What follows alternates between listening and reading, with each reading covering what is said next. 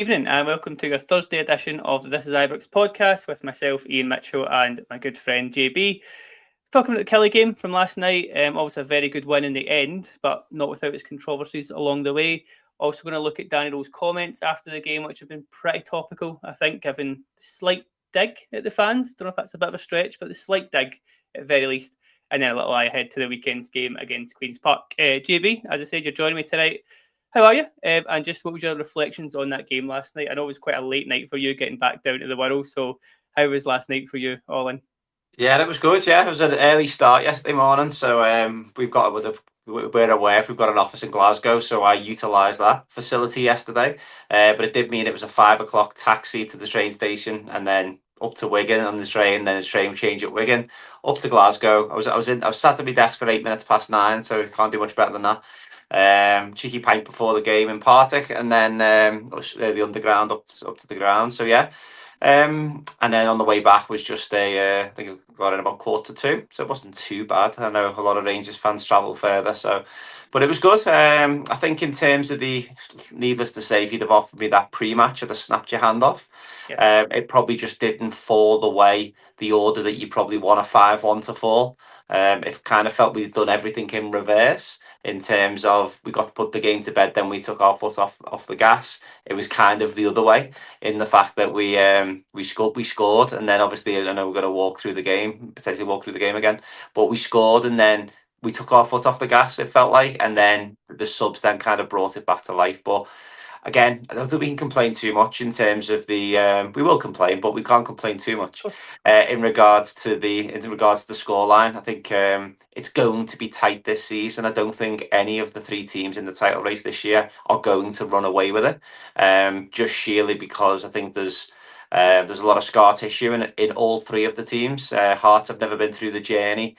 Celtic have obviously got their own issues going on between the fans and the players and the club and everything else there. And then they're still not happy about January's transfer activity. And then ourselves, we know we've got vulnerabilities that we still need to get over. But slowly but surely, we are overcoming quite a lot of the things that we haven't been doing well. So in summary to your question, no, really pleased with the outcome of last night. Yeah, it's a strange one because, like you say, if you offered us 5-1, I think we'd all take that. But given the man advantage so early on, the goal advantage early on, we're going to.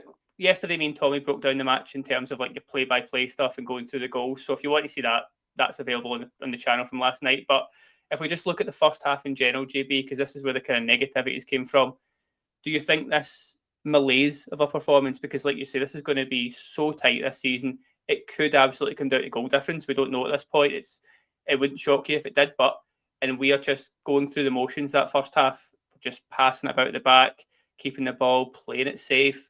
Very few players trying to make things happen. Is that a player issue for you? Or is that a Danny Rohl issue for you? Is there something in both of those? Whose blame is that first half? Because the players got booed off. Again, it was a nice happy ending, lots of goals, lots of excitement, but players get booed off at half time. What caused that to happen? Yeah, I mean, it'd be interesting to see what people put in the comments in terms of my opinion.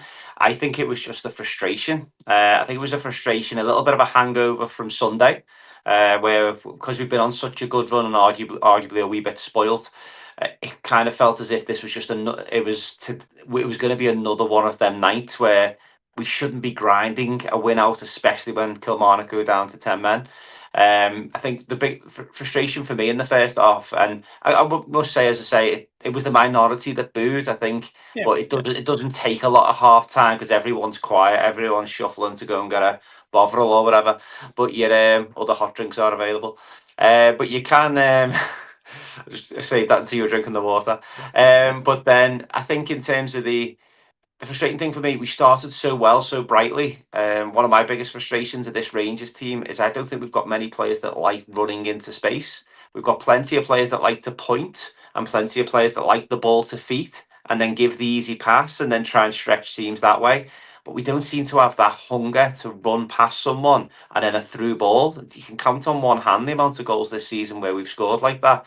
So for Gassama to make that run, and Mike, I think people walk past how good that pass was from Mikey Moore, by the way. I'm not saying it's Scott Allen levels, but because that did get hyped up. But it was a cracking pass, and yeah, obviously no brainer on the penalty. I've seen a few people saying it wasn't a red card. I would say it's harsh in the fact that the player's unlucky and you don't think he's meant to foul him. He's just got wrong side. It was almost lazy, if you will, whether he's seen him. But letter of the law, no attempt to play the ball, pulled the man down, goal scoring opportunity, he's done. So put that one to bed straight away. But I think after that, everything was just very pedestrian. I think it would revert to type. It was safe, keep the ball. It was like we were winning 3-0 and we didn't want to get any more injuries. It was a little bit like the last 15 minutes at Easter Road for Helicopter Sunday. It was like, well, we're not going to get any injuries. We're just going to keep the ball nice, slow pace. And you could just feel that frustration kind of going around the ground. And I don't think it would have took a lot for us to kind of to lift that frustration. All we wanted to see was the players maybe being brave, somebody beating a man, dropping a shoulder. I'm not saying shoot for the sake of shooting, but almost try and carve something open. Fullbacks get past you. Fullbacks get past their fullbacks. It was just as if a case, right, we're going to keep it nice and tight and try and open them up that way. But I think we've all been around the block enough times now. The way you beat these teams in Scotland is by fast pace, action, aggressive, suffocate the teams. I mean, I was probably the only one moaning that Tav's running over to do his baseball celebration, whatever it is he does, sort of batting something. I'm like, get the ball out the net. Let's bury these. They're like, Yeah. And I found it quite interesting the other night when Hearts went 3-0 up against Dundee United and they were down to 9 men. For me, if I'm a Hearts fan there, I can't remember whether I mentioned it on the pod or I spoke about it privately. I'd have been wanting the ball out the net and running back to the halfway line. If we'd have done that, if we'd have done that yesterday, scored 1-0, let's have do his little bat thing, and then one of the players grabbed the ball out the net and ran towards the halfway line. Them Kilmarnock players would have been going, "Oh, we're in for a night here." Do you know what I mean? Yeah. And you just wonder psychologically what impact that could have had on them. But instead, as I say, Kilmarnock would have enjoyed that first half. They created 2 or 3 They were in it, good to be fair. chances. They were in that game. Yeah, it wasn't like a backs against the wall. We're going to just try and. They could have scored. Probably should have scored. Yeah, definitely. Watson, as I say, I thought Watson kind of typified what our team was needing was that energy and them legs. But again, the managers kind of touched on it in previous games in terms of us not getting players into the box. There was a still against Hibs that was doing the round on Twitter. Of I think it might have been Max Arrange by Bajrami, right wing, and he's looked into the box and there was not one Rangers player in there on the 89th minute. You've seen lots of them images yesterday. I thought Diamandi worked really hard yesterday and got on the ball. Unfortunately, all of our shooting opportunities seemed to fall for him. He had one really good effort in the first half, just past the post. But as I say, I don't think it would have took a lot for the fans to. I'm not going to say stay on side because I think they were in the main. I think it was just that frustration of, oof. But don't get me wrong, it might be the best thing in the long term to have that little bit of needle and the fact the players and the management team to go, these aren't even going to be happy if it's 1-0. Do you know what I mean? We've got to make sure we put a performance on with that. So without putting too much players pressure on the playing squad, if we'd have went 2-0 up in the first half, first 10, 15 minutes, everyone would have been relaxed. Everyone would have got it. There would have been no kind of drama. But because of that pace, and it's the things we've seen over the last few years that was killing us. I heard all the shouts last night. It's a horseshoe. It's back to front, making a pass for the sake of passing it. Why are we? I mean, there was one point yesterday. I think it might have been second half. Did we take a corner and it ended up back with Jack Butland?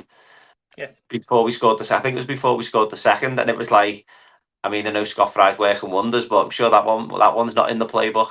But no, I think I could understand the fans' frustration. But again, we just need to balance that with how important the fans are going to be over the next few weeks and months. Yeah, we'll come back to that because there's some comments from both Danny Rohl yesterday or last night and Stevie Smith today that kind of link in the two. But looking at some of the players you mentioned, Diomande, we've obviously talked about Mikey Moore, who I said it last night, for me was a clear man of the match. Just the one guy actually trying to make stuff happen the full game, not just safe back with passing. But what did you make of some of the newer guys? So I'm thinking of Nadiri, got a good half an hour. Scott Olsen gets his first goal for the club, should have had an assist as well. And Robbins, some of the comments already. He looks a right good player. Again, we're not going to go early. It's against 10 men Kilmarnock. Get all that, but we've got every right to be excited about this guy. He looks the real deal, and at least it's another good option at left back. Which again, I think those three really did themselves a lot of credit last night. Yeah, I mean, a few of our signs, I think because of Olsen and Nadiri, I think the likes of Chukwani and Romans, I think, have gone under the radar a little bit in the fact that they're probably not going to be seen as two of the most exciting players, given the fact that we know our biggest gap this season has been the goal scoring and creating chances. So again, loads of pressure on Olsen and Nadiri. But yeah, I was like you with Romans. I said when he come on, I said we've either got the next Mikey Moore or the next Stally Stenzas. Don't know if you remember Stally Stenzas before your time. Too young for that, sadly. Yeah, I think Stally Stenzas came in. I think it might have been in Walter Smith. He came at the same time as Negri, but he was a left back, blonde hair, looked the part, but he was mince. Anyway, but then even from his first touch, you went, "Oh, wait there! He's passed that ball, and then he's made a 40-yard run." A good friend of the pod and a good friend of us, Mr. Johnny Walker, has done a fantastic scout report on him. That kind of got me quite excited because I was watching out for some of the things that Johnny had pulled through. We'll maybe try and post a link in the description or the comments so people can go away and see that. But really good in terms of what type of things Romans will do. He won't just punt the ball in hopelessly. He runs into space, he underlaps, he overlaps. There was a few times last night he ran inside to give Moore that space on the left hand side so Moore could do a little bit more. And he got into a couple of really good positions as well. So, and he's broader than what I thought. Do you know what I mean? Because for a guy, I think someone said he's 5'11", but he's a lovely left foot. You can see the balance. He's got real good balance, but I like his physical profile. And again, it's probably because we've been comparing him to Magoma, and then Barisic wasn't the quickest. If you go back to familiar left backs that we've had, and then over the other side, Max Aarons is a crab, and then Tavernier is his best day. I don't think Tavernier has ever been particularly quick. He was a strong runner when he was younger, and he could almost push players off quite quickly. But I think Romans has got a little bit of everything. But to your point, it's 10 men, Kilmarnock, 3-0 up, 3-1 up, or whatever it was when he come on. So can't get too carried away. But yeah, no, I'm delighted and looking forward to hopefully see him get a further run out on Sunday. I'm going to bring up this comment from Big Phil because I've saw a wee bit of chat in this. Tav on a booking sort of pulls someone back. I think the guy goes down very easily. Is it John James Jules, whatever his name is for Kilmarnock? I think goes down pretty easily. But we know what rest in this country can be like. If they see an opportunity to even the playing field, to send a guy off, they sometimes take it. I had my sort of, oh God, moment. I thought Tav could have come off a bit early because of the yellow and because we were kind of comfortable. Did you think this one was up for debate? Do you think it's just a dive, or was Tav lucky here? I can only go by the view that I had in the stadium, and I thought he was very lucky, because I was sitting in the Govan rear, so I'm the other side of where the cameras are picked up on it, and it was quite clearly Tav took 2-3 steps and thought, I'm not catching him, and the arm come out, and he's pulled him back. And I mean, don't get me wrong, you could argue, well, Butland probably would have got to the ball quicker than the player, and different bits and bobs, but it's just uncanny the similarities between that one and the Austin Trusty the other week against Hearts in terms of we've obviously that one's gone for us in that favour. I don't think we could have had too many complaints, if I'm being perfectly honest. I thought it was another sign of where Tav is at the moment in terms of, again, we've got to give Tav the credit for taking that penalty early doors, pressure, stuck it really well. So again, thumbs up there. So it's not a Tav bashing by any stretch, but it was just another example of where he's done in terms of physically, and his legs have gone. Neil McCann would know that, so you kind of see the tactic a few times. It was quite drop that ball in behind for a foot race on Tav. A few times he nipped in and kind of intercepted it, but what the comment said there, genuinely 50-50. I think if it had gone one way, I wouldn't have complained, but it's fortunate for us on the night it's gone our way. So yeah, take it. Yeah, I think I agree with Andrew's one there, that second booking, I don't think it would ever be a straight red, but he was on a booking at the time. That's the kind of worry. Agree with that. It's been quite positive so far, but there's a couple of negatives I think we need to talk about. Majowski scores a goal, a very good goal as well, but he has a rotten first half where he doesn't do much at all. But to bail him out, to who's done even less, was Tello Aasgard yesterday. I've defended the guy a fair bit. He was really poor yesterday. I didn't know if it was like the eye test thing, so I put out a tweet this morning about like looking at some of the stats, the detail, and just comparing Mikey Moore with Aasgard and what he's doing passing wise, dribbling wise. Aasgard that whole game had 4 dribbles, 4 carries of the ball, whatever you want to call that. Every one of them was sideways. Not once did he run forward with the ball for anything longer than a couple of steps. Passing as well, backwards, backwards, backwards, sideways, sideways, sideways. Why does a guy who has talent, who has been in decent form, against 10 men Kilmarnock, how is he so ineffective in that kind of game? Yeah, I was actually sitting with someone yesterday that knows him quite well, personally, which was quite interesting. And for me, I don't know, it must just be mentality. He just really doesn't look comfortable in a Rangers shirt for me. I think there you go. Comments just took the words out of my mouth. He just doesn't look comfortable, which is a shame because I genuinely think he's got the ability. You don't get into that Norway squad and be quite seen as quite a key player unless you've got something about you. I just think he looks petrified, and other than the kind of the goal against Dundee United, where he cut in from the left and killed it into the far corner, which was, you've got to say, it was world class in terms of the quality showed in that particular action, and the free kick the other week against Annan. And the kid's got talent. There's kind of no doubt about it.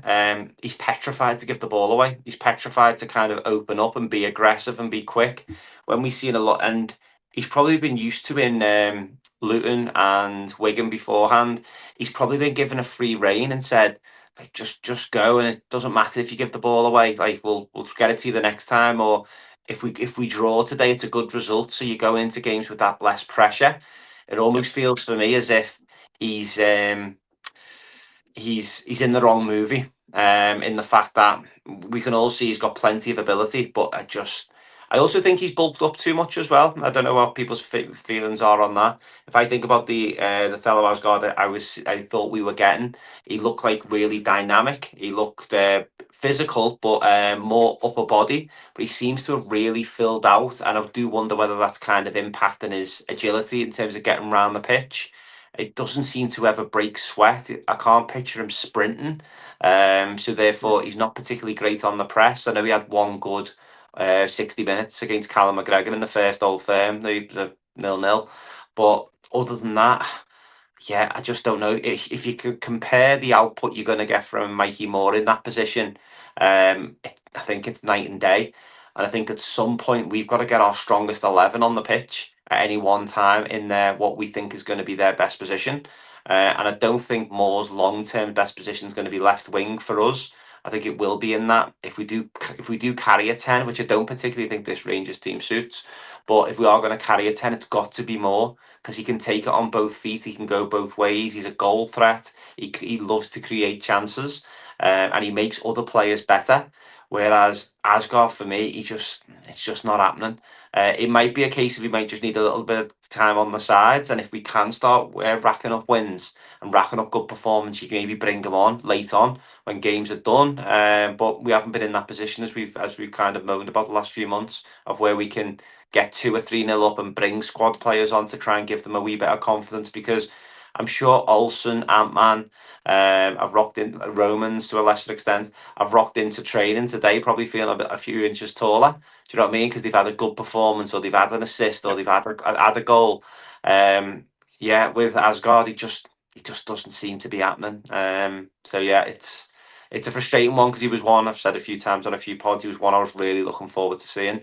But it's just not happening. I do wonder whether you need to maybe just sacrifice him and put him on a wing and say, right, we're going to get you minutes this way by putting you out wide when we've got plenty of the ball, and you'll have a bit more space. It won't be as hectic. Go and show your quality. But again, square pegs, round holes. Yeah, no, I couldn't disagree with any of that. But in the end, a good win.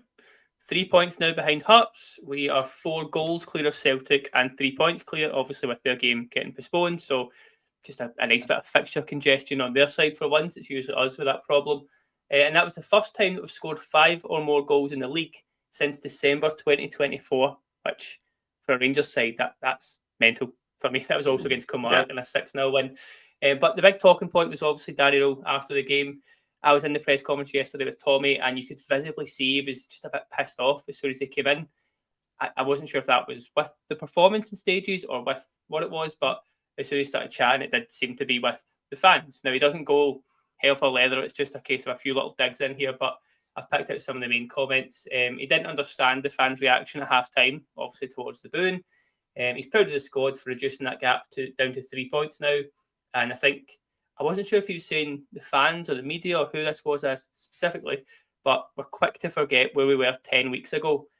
I don't think you can disagree with much of that, but is that Danny Rohl not understanding Rangers in a sense, or is that, again, just, we'll come on to Stevie Smith's comments a little bit, I'm sort of stepping on the toes here, but is that just the scarring of being a Rangers fan this last decade in the most part? Is that kind of where this anxiety comes from the crowd? Yeah, I think so, because with all due respect, if Tav had been sent off, that game yesterday would have been an open match again. So I think all of these kind of Kilmarnock getting a couple of good chances, the potential, as I say, I think everybody kind of sighed relief with the Tavernier one. But I think I get it, but I also, Danny Rohl's got to protect the players as well. So in terms of that, wouldn't have been nice for the players to come off. And I know we're not all. It's not always going to be pretty, but I think in terms of that, he's put that out as a message, I think, to the fans to kind of say, stick with us. Do you know what I mean? So I'm sure if we go into the next league game and we're winning 1-0 at half time, I don't think the fans would be as quick to probably be as critical. But there's no doubt the second half, the players come out and looked a bit more aggressive. They looked a bit more quicker. They looked a bit more hungry, and the fans reacted to that as well. But as someone's put in the comments, I think we've all said it. We're just fed up in terms of the way that things have been. We've played the story so many times, and he has shored us up at the back. I think that's one of the first things that he's done. He's come in and he has got us really strong. I made a comment earlier on in the season where I was like, we've genuinely got an SPFL team. We haven't got what we'd class as an old firm team as we have in years gone by. So for him to revolutionise what he's done in such a short space of time, he deserves a hell of a lot of credit for that. And if you're going to be fair as well, you've got to give the players credit for that performance as well. But again, hopefully it's just been a little reminder to the fans that the expectation's high. But I also agree there's the fans need to be mindful as well of the individuals that we're working with. Yeah, they have got a lot of. There has been a mentality issue in this team, and you're not going to lose that overnight. So we just need to make sure that that's there. But as I say, I also think the players have got a hell of a lot of responsibility with this as well. They need to make sure that they're showing for 90 minutes that they get it and they care and they're willing to run through brick walls. They're willing to be brave. And I think that was the frustration yesterday. Everyone was just the players just wanted an easy ride from when we went on up to half time. Yeah, I think the hangover from the Hibs performance was certainly a part of this, because all of us came away from that going, why did we play so cautious there? Like it's only Hibs. You know, we have every right to go there and try and dominate the ball, create chances. We didn't do any of that. We looked like we were taking a draw at some point. There's some really good comments I'm going to bring up here. The one from Multiple Man saying he has to understand that the fans are fed up with the team playing like we're in a coma. It sounds a bit extreme, but it's very true. It's just going through the motions. It's very slow. The one here from Graham, or Mr. Graham, saying, can't disagree with Rohl, but he has to understand that at 1-0, they created better chances, which again, in that first half, I think they probably did. As fans, we don't want to see us go 1-0 up, play tippy-tappy crap and getting caught out. And then another one really good here from Michael saying, we're in a title race, but the players treat it like a normal game. And I think that's the key for me, the no urgency thing, because I think I said it already, but I'm repeating myself. But at 1-0, a man up with 85 minutes to go, plus a bit more stoppage time and stuff. You should be going, as you said, like, get that ball back. Let's get a second, a third, a fourth. Let's get the new guys on, let them get a goal. And it just, yes, you score 5 at the end, and that looks great, but it shouldn't take a bit of booing and a bit of aggression to actually get us there.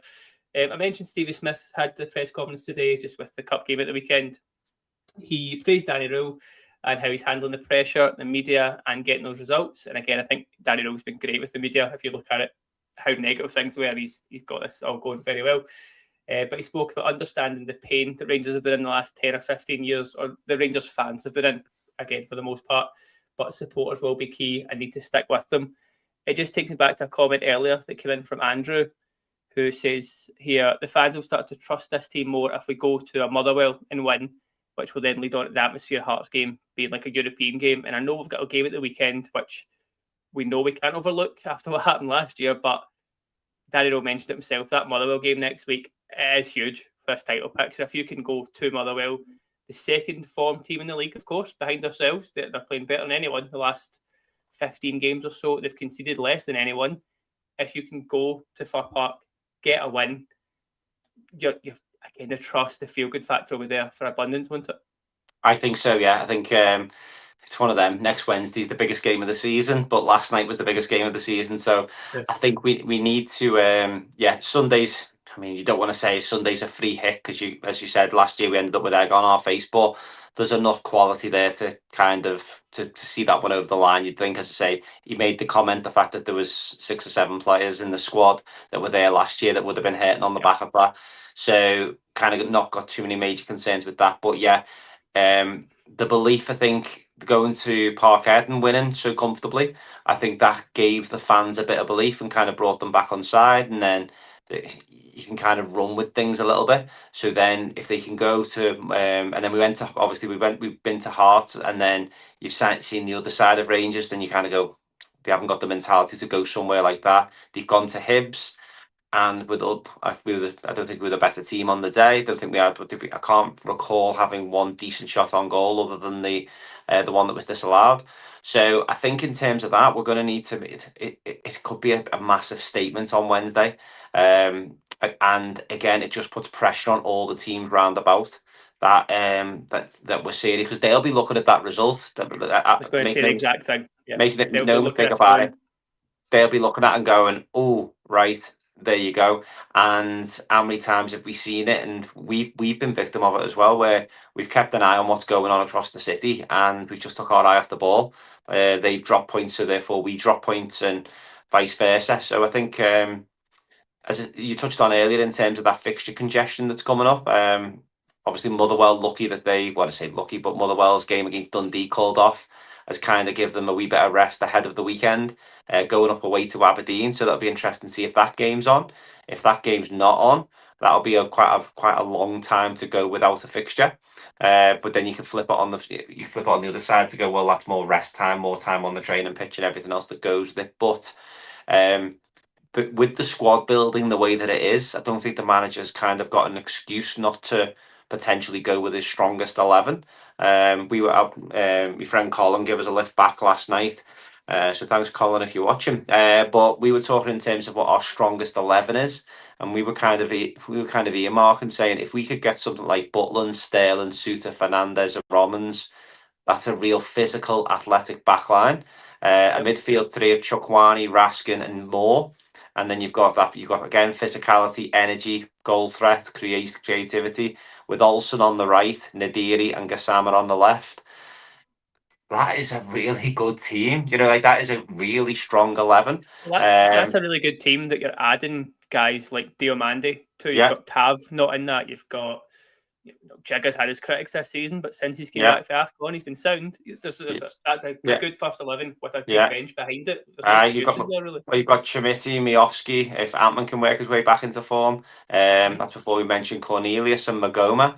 So again, all of a sudden, it might just be a case the stars might just align for us going into the second half of the season. The squad gets up to its full fitness, and we push on. As I say, but Wednesday could be the make or breaker, because if we don't win on Wednesday, say for example, if we were to lose or draw, and the other two were to win, then the momentum swings again. However, the only way we're not going to be successful this season is if we get stuck in the mud for a few weeks. So I was ever so glad Jack Butland didn't have much else to do after that game, after the howler yesterday, because one thing we know about Jack Butland is howlers tend to come in 3 and 4s. So the fact that one's out the way, we scored afterwards, there was kind of no point crying over spilt milk, so to speak. So I think it was Yeah, I think we just need to attack that game with our strongest team. No eyes on who've we got at the weekend. It's all got to be all in on next Wednesday. We've got to go and treat that like a cup final, and if we do get the reward, then it sets us up really well for going into the next run of games. Yep, no, absolutely. We've just passed the half-hour mark, but we'll just look at the Queen's Park game at the weekend because I think we're all, as we're just speaking about, excited about the Motherwell game and keen for that one, but we've got a game and a job to do before that. How much rotation do you think comes from this game at the weekend? Is this where you get a start for Chukwueze, Skov Olsen, Robbins, Nadiri? Do you think all four of those come in and start from the off there? Or because again, there's a few of those guys in your best 11. I think Robbins and Skov Olsen right now look like they might be in that. So do you save them for Motherwell? There's not a lot of youth kids you can bring up here. So what's the tactic if you're the boss? Yeah, if it was me, I think you've got to mix it. You've got to get a little bit of quality. You've got to get a bit of quality in there just to make sure there's no own goal, so to speak. But then you've also got these players need minutes, so it's all right saying, "Oh, save." I mean, you're damned if you do, damned if you don't. Sometimes because you could maybe start an Olsen on Saturday, and he gets injured, pulls a hamstring, does anything silly.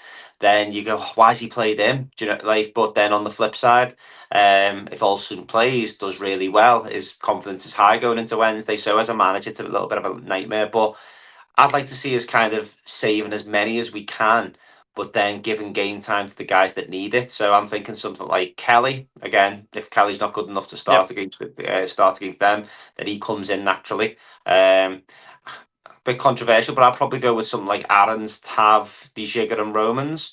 My thought behind that is let's have defend, let him sit, we're gonna have plenty of the ball, let him dictate the ball from the back, get Max Aaron's time, it gives Sterling another bit of who else could come in at centre back there really? Because Cornelius, we heard today, is a good bit of ways back training separately, but it's a while before he's even training with the group, so he won't play.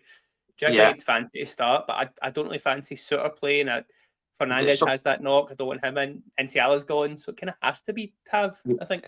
Yeah, I don't think we've got a lot of options in there, to be fair. So, so there's that, and then your midfield three. There's a couple of options, but I'll probably be looking with Diamandi, Chukwueze, and Bajrami, and then you go high. Then your quality high three.